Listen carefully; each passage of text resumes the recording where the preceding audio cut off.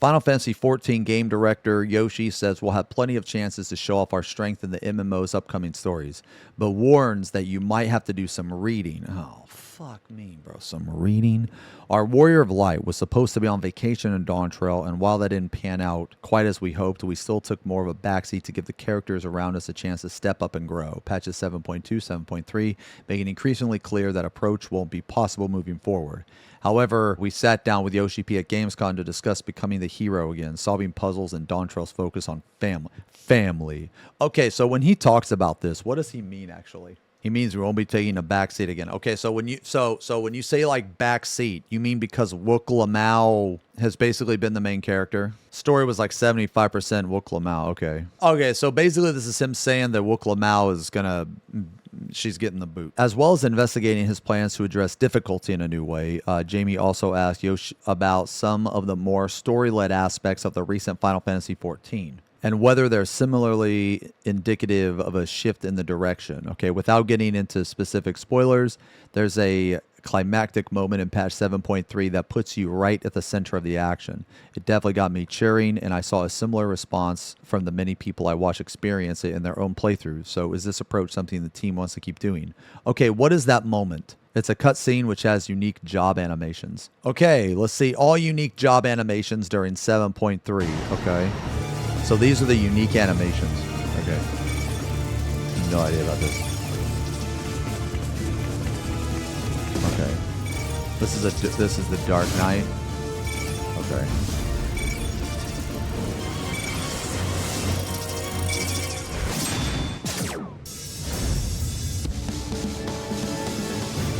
I mean, that just looked like plunge. Oh God. Okay.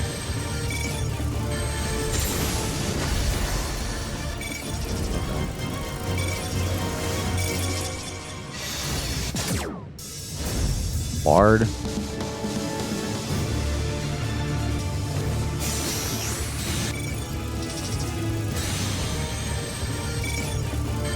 so it's just like charging. Okay, so then Black Mage. Okay.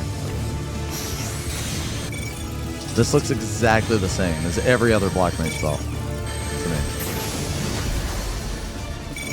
Okay. Picto. These are unique. Wait, people were actually excited about this? I'm not trying to say that they're bad necessarily, but they look exactly the same as like everything else. How is that like any different? Okay. We're excited about this. I guess I'm not saying it's bad. I'm just saying I expected more. Yeah. Well, when you guys told, this is like literally fucking holy. But anyway, like, no, guys, okay, look, I play a little bit of White Mage, and this is literally, like, this isn't unique at all. This isn't unique at all. This is literally holy, but okay. Okay, so, okay, Gunbreaker, here we go. Here we go. Gunbreaker. Okay. This is the same as Dark Knight. Exactly. Okay, this is exactly the same. Okay, Warrior. Warrior's gonna be different. Warrior's gonna be different. I know Warrior's gonna be different. It's not different yet, though. Okay. Okay, no, it's the same. Okay, okay, so that's the same. All right, so Dancer. Okay, what does Dancer do? Previously, everyone would have just had the same action. Oh. No, I understand now. Yeah, that's a better way to put it. It's just roll animations, and it's for a cutscene. Yeah, unique is in, like, different roles. Okay. Oh, the Dancer's melee now? Okay. Okay. Reaper. Or just all the melee just run in, right? That's all they do. Okay, I get the gist. Okay. So when it comes to expressing the unique role of the player as the hero, and in order to showcase really cool cutscenes and sequences where we can provide a real hero experience and showcase the strength of the hero, we do want to put more focus on this moving forward. Yoshida tells us. Okay, so to their credit, I think it's possible. And the reason why I think it's possible is because in Final Fantasy 16, they made those fights, like those fucking like primal fights, fucking epic. They made you feel like a fucking badass. Part of the joy of 7.3's most triumphant action sequence is that you get a custom animation based on your job. Okay, well, this is wrong. They should have said a role. It's not the only time in the patch that matters either. The new dungeon separates players out during one boss fight. That's actually one of the best things about the patch. Healers must cleanse a Doom debuff. Tanks have an interrupt, a dangerous move. DPS players can destroy the machine. Within the MSQ, we can't always provide a unique experience for the jobs in every patch. But when it comes to using the jobs in battle content and bringing out more of the uniqueness of each job, we are working on a big update.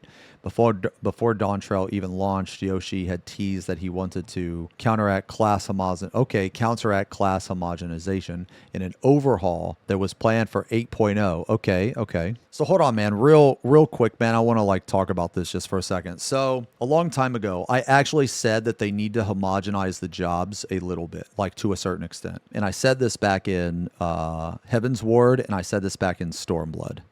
And the reason I said that was because when I was talking about homogenization, I was not talking about rotation or any type of DPS aspect. I was mostly talking about tank cooldowns. The reason why is because back in the day, the tanks were really out of balance in terms of cooldown management. So like, I'll give you an example. Currently, every tank has a 40% cooldown that is upgraded from a 30%. Now, those 30% cooldowns were not always 2 minutes. So I'm just going to talk about Warrior, Dark Knight, and Paladin. There was a time where Warrior had Vengeance. And the reason why that all 30% are 2 minutes is because Vengeance was 2 minutes. So Vengeance was the best cooldown in the game by far. It wasn't even close. So basically Vengeance was the standard. It was the best, which is why they made everything like Vengeance. In that regard, homogenization is good. It is needed.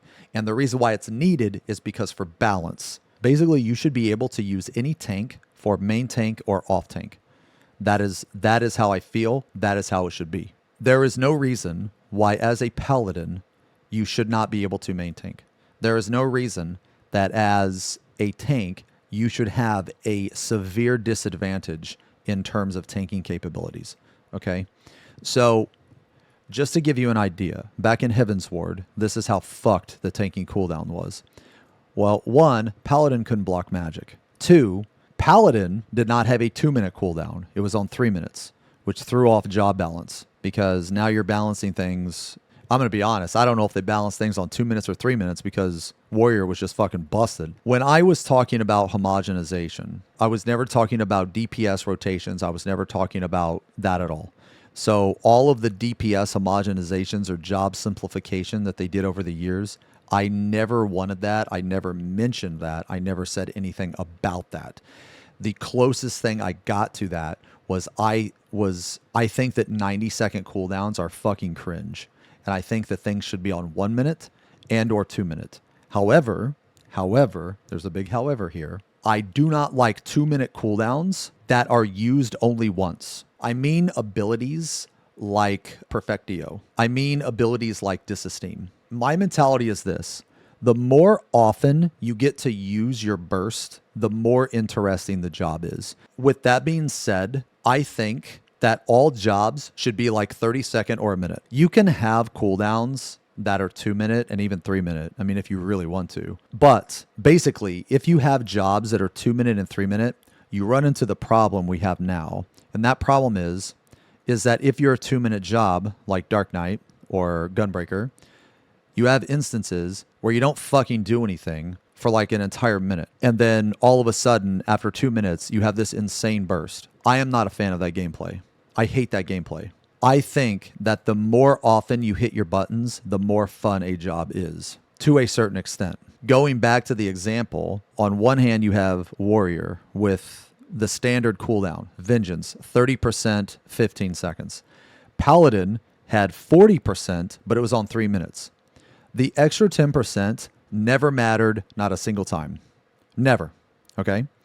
So, 1, Sentinel was awful. It was one of the worst cooldowns in the game. The only one that was worse than Sentinel is Shadow Wall, and I'll get to that in a second. Sentinel was bad because it was 3 minutes. Bulwark actually used to be 3 minutes as well. However, Bulwark used to only increase your block chance by 60%. It was on a 3-minute cooldown, and you couldn't block magic. So Bulwark was probably the worst, actually, now that I'm thinking about it, yeah. Bulwark was the shittiest. So that's what Bulwark used to be. So when you have a tank that they can't block magic, so the only thing that they can do against magic damage is Rampart every 90 seconds and Sentinel every 3 minutes. You cannot balance the fight around that because there's too little. So that was Paladin. That was back in Heaven's Ward. Dark Knight, on the other hand, had Shadow Wall, which was 30%, but the cooldown was 3 minutes. So you took the worst part of Sentinel, which is 3 minutes, and you gave it only 30%. So how in the fuck can Paladin have a 3-minute cooldown at 40%, but Dark Knight has a 3-minute cooldown at 30%? That doesn't make any sense. Okay? That doesn't make any sense. Now, I know the reason why they did it. The reason why that they did it was because Dark Knight also had Dark Mind, which was only 10% on magic damage. And then you could use the Dark Arts to bump it up to 30%, but nobody did that because that was fucking stupid. So nobody did that. But basically, over the years, they have done what I've wanted in terms of tanking cooldowns. Because my mentality is this. You should be able to play any tank at main tank or off tank, and every tank should have a very small slight advantage. But it is not game-changing in any way. That is my take. That is my opinion. Now, the whole DPS rotation and how things have gotten easier, I take no part in that. I never asked for that. I was severely sad, actually, when Stormblood first released, because when Stormblood first released, my two favorite jobs in the game were Warrior and Dark Knight. I loved Dark Knight so much, man. I loved it just as much as Warrior. I really did. Dark Knight at Heaven's Ward was insane. And they completely gutted and nerfed everything. They took away everything that made Dark Knight unique and challenging. Ever since Stormblood, it's been this hollow shell of what it was. It's soulless. It has no difficulty whatsoever to it. They removed every part of it that made it interesting. And now what is left is this hollow husk of 1, 2, 3 Blood Spiller. That is what is left. And it is so sad, man. It's so fucking sad. If you go back and you look at like my Dark Knight video from Stormblood, like I'll tell you all of this, how like they ruined it, how, I'll tell you all this shit, how it's way too easy. They just completely fucking gutted it, man. To a certain extent, homogenization is needed. And it's not needed because the player base sucks. It's needed for the purpose of balancing the game and creating content at a faster rate where they don't have to cater to certain things. There are some things that do not increase the difficulty. So I'm going to give you an example. One of those things is that one tank can do something that another tank can't. That doesn't increase the difficulty. And the people that think that are stupid. All that means is that you're never going to take that one tank. So it alienates certain jobs. And we've already been through this. We've already been through this in Heaven's Ward. So when I said that the jobs need to be homogenized to a certain degree, that is the stuff I meant. I did not mean rotation. I did not mean nerfing or gutting the jobs, removing their difficulty. None of that. I never wanted any of that. If it was up to me, if it was up to me, we'd go back to Heaven's Ward where rotations were fucking hard. Keeping uptime was fucking hard. If you fucked up your rotation, you saw like a massive drop in DPS. I'm talking like 10, 15, 20%. If you like, let's say you fuck up and you like don't hit a positional correctly, okay, well then you're going to drop your entire combo, okay? That shit was fucking brutal, okay? Now, I don't necessarily want that exactly, but I want difficulty like that. There's a difference, okay? Intricacy with the jobs is very important. What keeps people playing the game. As for what that will look like, he explains, people might think of it as an expansion of the system that we have in the game. So the players who already like the way things are can feel at ease that nothing is going to change for their experience.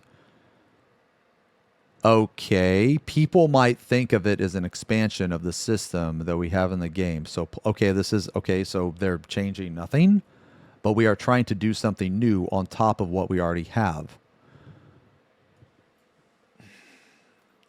Uh, let's read one more paragraph. Yoshida says he's unable to share more on this at point in time, and I doubt we'll get much news on the matter until at least FanFest. But he reemphasizes, in terms of the individuality of each job and also showcasing the player character to the fullest in terms of how they are the hero in the game, we want to continue placing importance on both of these aspects moving forward. If you are among those frustrated by our more backbench role in Dawn Trail's MSQ, that'll likely come as welcome news. Okay, I'm going to say this. His explanation on this doesn't make any fucking sense, because up here they say they want like an overhaul and they're going to counteract class homogenization. But then down here they say people might think of they said, so the players who already like the way things are can feel at ease that nothing is going to change. Okay, so up here he's saying we're focused on counteracting the class homogenization, but then down here he's saying, so this was either mistranslated or he just misspoke. Either or, we're going to need more information, because this example, this explanation here doesn't make any fucking sense. So the players who already like the way things are can feel at ease that nothing is going to change for their experience. So how I take this is exactly how that they have done the past two expansions, where they keep the job exactly the same, but then they add one button. That's how I take that.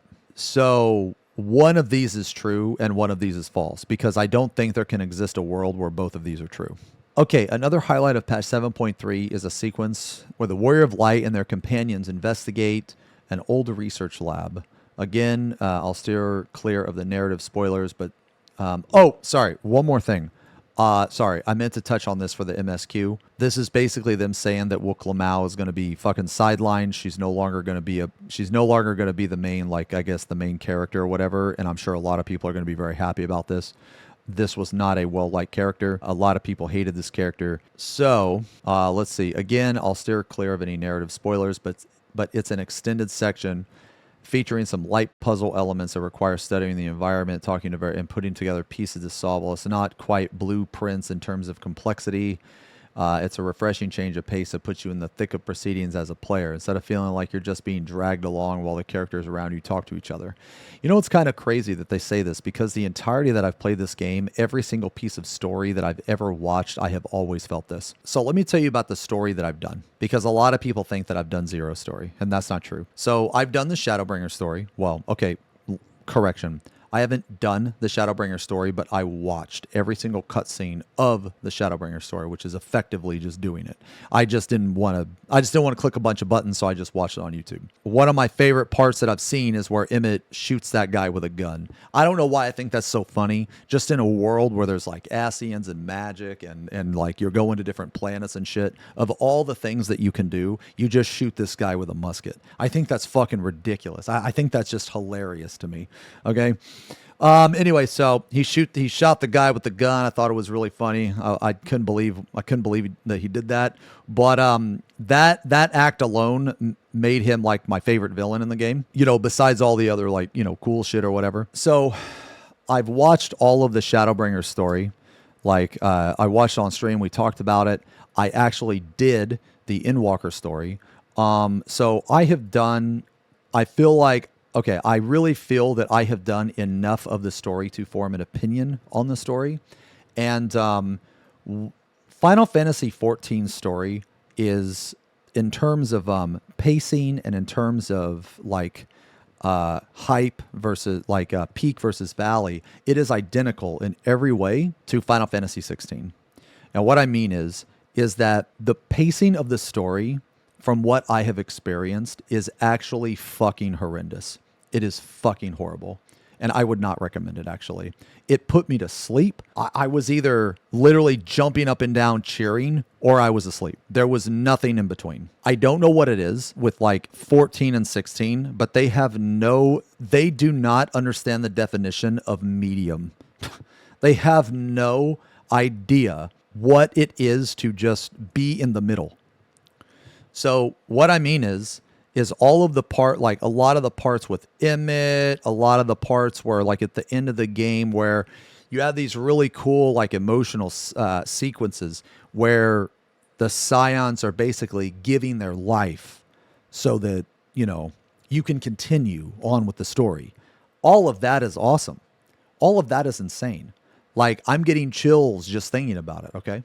Like, I really am. I really enjoyed that part of the story. But the problem is that the pacing is so god-awful that, to me, it doesn't make it worth it to get invested that much. It's either all the way up here or you're like in the valley 6 feet under. The way that this studio tells a story, I absolutely despise. And the reason why I hate it is because of the pacing. The peaks are insane, unforgettable moments, followed by moments where I am getting bored. I'm literally yawning. I'm falling asleep in my chair.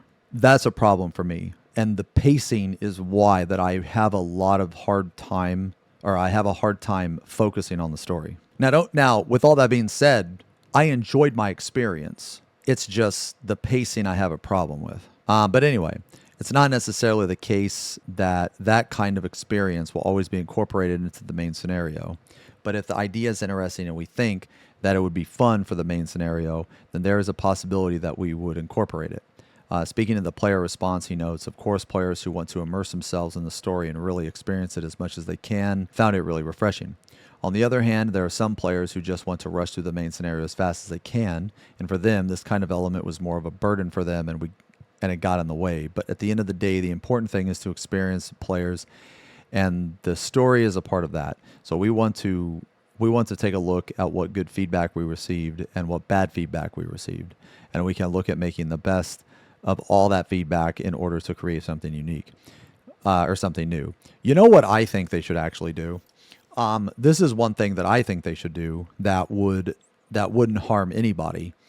Is they should allow you to essentially just have an option to skip cutscene in the options, and it will just automatically skip everything for you. Now, there is a cousin that will do that, but what I mean is I understand that they put a lot of work into the story. I understand that, but they are also aware that people want to rush, and I think that there is nothing wrong with also catering to those people. And the reason why is because what harm is it going to do to allow people to skip the story? I think that forcing a player to watch something is actually counterintuitive. I think a person is more likely to go back and watch that shit if they have an option like that because they're not fucking annoyed, because they're not obnoxious. To me, this is how I take it. And maybe I'm taking it the wrong way, but I'm taking it as Square Enix forcing something down our throat. But then they'd be spoiled on all the But who cares? What are you talking about? They're already fucking spoiled. Like, use your fucking brain, man. You think a person that is skipping cares about spoilers? Are you fucking dumb? What is wrong with you? We don't care about spoilers. We really don't. If we did, then we wouldn't be skipping. You know, like, are you serious? Like, holy shit, man. I'm not talking about the people that watch the story. I'm purely talking about the people that skip.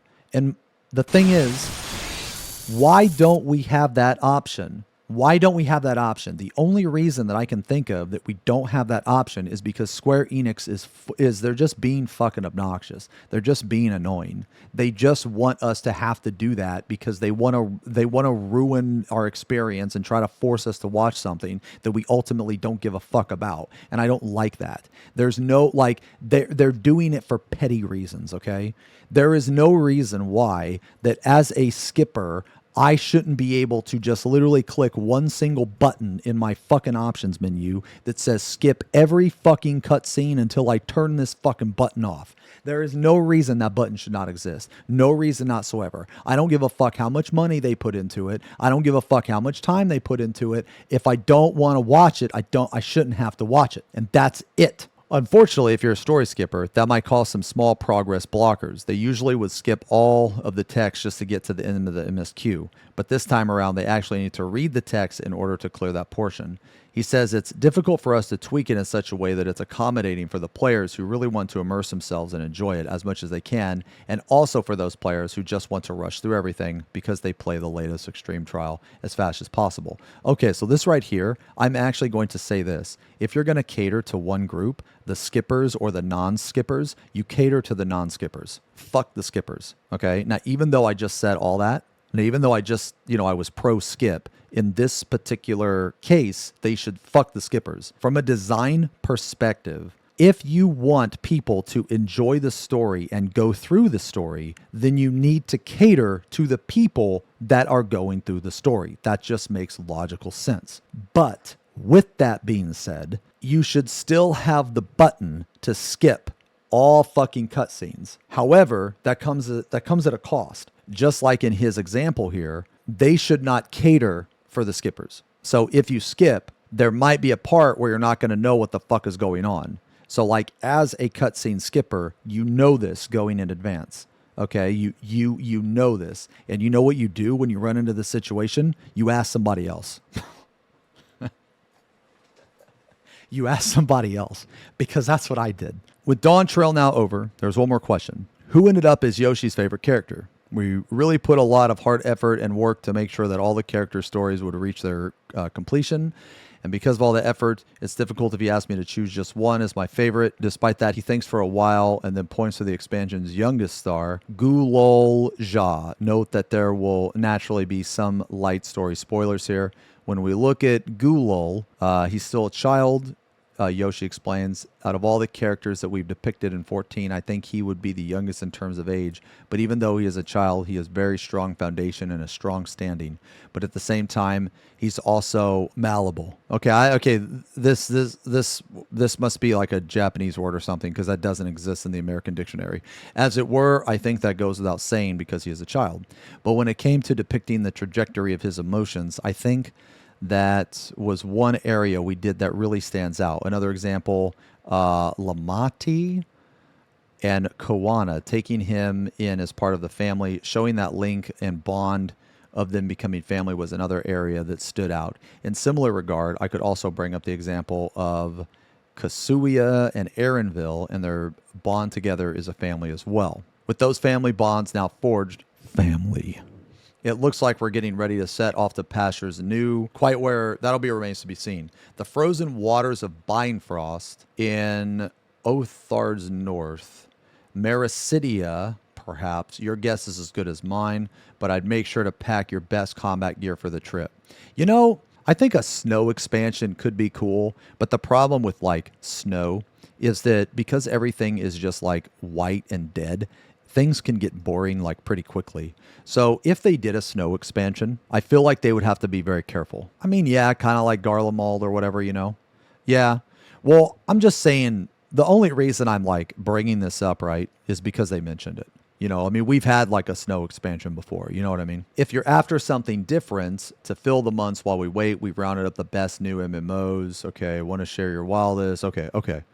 So I mean, like decent article, I guess. Decent interview. Man, they're just like popping these interviews out like crazy, man. So I guess the biggest takeaway from this is that they really need to explain this better. These two statements, like they like contradict each other, man. Yeah, they need to be more clear on this. I think they're keeping the jobs the same up to 100. Then after 100, they're doing some kind of advanced job thing. So I mean, like, what type of things could they do? I just can't see them adding like any type of complexity in terms of like a samurai being able to tank, or a DPS warrior, or a DPS Dark Knight.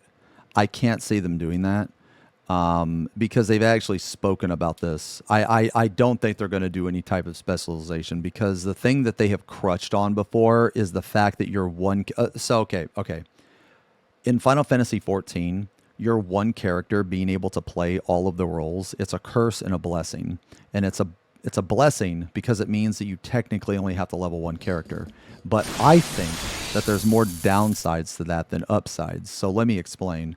At first, it seems great. At first, it seems amazing. Yeah, so I think that playing one character, having your character have all the jobs, I actually think it's a scam. So the reason why I think that is because this game is extremely unfriendly to alts for some unknown fucking reason. Like, you have to repeat the entire story on every single alt character you have, and I think that's fucking stupid. There should be more account-bound stuff. This is one of the only MMOs I've played where the shit is not account-bound. Like, they don't have an account warehouse. You can't even, like, mail your alt stuff. You can't, like, the things that you can't do in this game are just mind-boggling. It's perplexing.